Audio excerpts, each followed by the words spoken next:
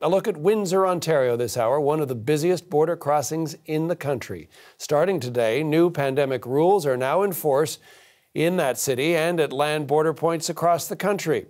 People coming from the U.S. on non-essential trips will have to show proof of a negative coronavirus test.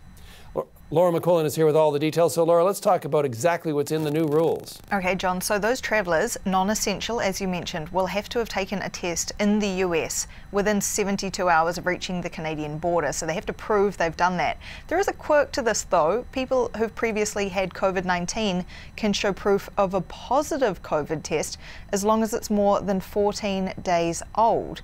So people show up to the border, and if they don't have that test result, they will face a hefty fine. The government says up to $3,000. So it can't turn Canadians away, but it certainly is trying to make sure that they've all got those negative results.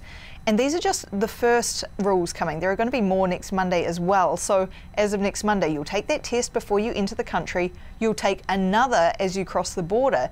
Then you go home and quarantine for 14 days. And before the end of those 14 days, you'll take a third test as well, just to make sure that you weren't infectious or infected, during that process of getting the tests and crossing the border.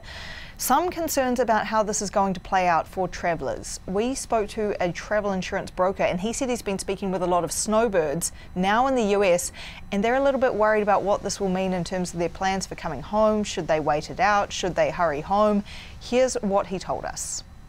A tremendous amount of people who are currently asking for extensions on their current travel insurance, because of course when that comes to an end, they would be sitting there without travel insurance. So I'm getting many requests from clients now who are saying, we're going to wait it out down here. We're going to watch and see when the restrictions get lifted. You know what? This border crossing, both land and air, could extend into May or June, and then they could be way a lot longer. And he said he's warning those snowbirds that they could lose their provincial health insurance. They could have to file US tax returns if they do try and wait out these restrictions, as we have no idea when they might lift, John. There is one advantage to those crossing the border by land, which is they won't have to pay to quarantine in a hotel like air travellers will have to from next Monday. Okay, that's the latest on non-essential travelers, but changes coming for essential workers as well, including truckers. What can you tell us about that, Laura? Yeah, so most people who are crossing the border by land are essential workers, healthcare workers, truckers, as you mentioned, John, and some others who right now don't have to quarantine as they cross. They also don't have to get a COVID test, even under this new regime we're telling you about today.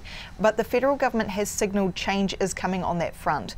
We heard from Public Safety Minister Bill Blair yesterday. He told our colleague Rosemary Barton that the federal government is working with the Public Health Agency, with provinces, to set up some kind of a regular testing system for those truckers.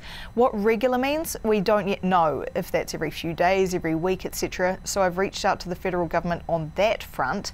But already we're hearing reaction to this from the trucking industry, with one industry group's leader telling us that he thinks that testing truckers as they cross is going to cause a massive headache. He points to when they had to download an app to be able to provide their contact information back in April last year, and that meant hours of delays. He thinks it would get a lot worse with testing. Here's what he said.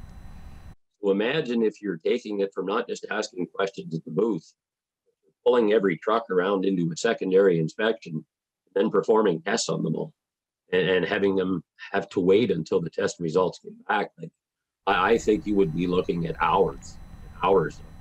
So I've reached out to the federal government on that point, John, asking what they're going to do to minimise any disruptions when they finally get that testing for truckers in effect. Just waiting to hear back at this point.